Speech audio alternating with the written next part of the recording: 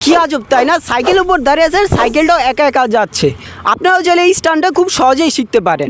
আসসালামু আলাইকুম, আমি সামি সোগাদান, welcome to my Facebook page and YouTube channel from beginner to pro সিরিজের আজকে দ্বিতীয় নম্বর এপিসোড। এই এপিসোডে আমরা শিখবো কিভাবে আপনারা সাইকেলের উপর দাঁড়াবেন এবং ফ্রি স্টাইলের ভাষায় যদি বলে এটাকে বলবো সার্ফিং।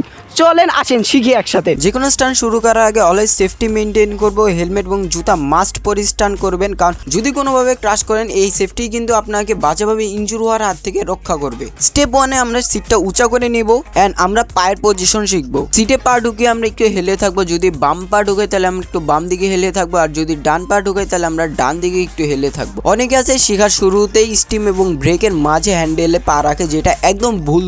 একদম মাঝেও না, একদম সাইডে রাখা, তাহলে আপনারা একদম ভালো ব্যালেন্সটা বুঝতে পারবেন। স্টেপ ওয়ানে আমরা পজিশন শেখার পর চলে যাব আমরা স্টেপ টুতে।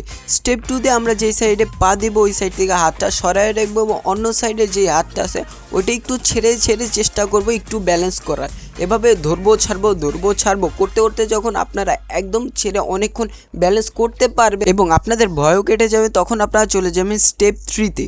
স্টেপ থ্রিতে আমরা সিটটা নিচে নামায় ফেলবো এবং যে পাটা সিটে রাখবেন ওই পায়ে শরীরে পুরো ভারটা দিবেন। তারপর ব্যালেন্সটা ঠিক আগের মতন হ্যান্ডেলের যেই সাইডে পা দিবেন ওই সাইডে হাত ছেড়ে দিবেন এবং অন্য সাইডে হাতটা ছেড়ে পা দিয়ে হালকা হালকা ব্যালেন্স করার চেষ্টা করবেন। এভাবে ধরবেন ছাড়বেন করতে করতে দেখবেন আপনি ফাইনালি সার্ফিং আনলক করে ফেলেছেন।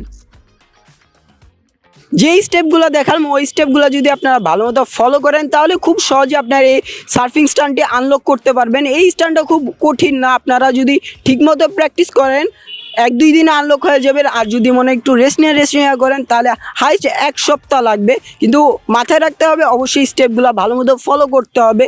আর এইরকমই আরও অনেক টিউটোরিয়াল আনবো আমি। সো এসব টিউটোরিয়াল যদি মিস না করতে চান তাহলে কি করতে হবে আপনারা অবশ্যই যদি ইউটিউব থেকে দেখে থাকেন ইউটিউব চ্যানেলটা সাবস্ক্রাইব করে দেবেন, আর ফেসবুক থেকে দেখে থাকলে ফেসবুক পেজটা ফলো করে দিবেন।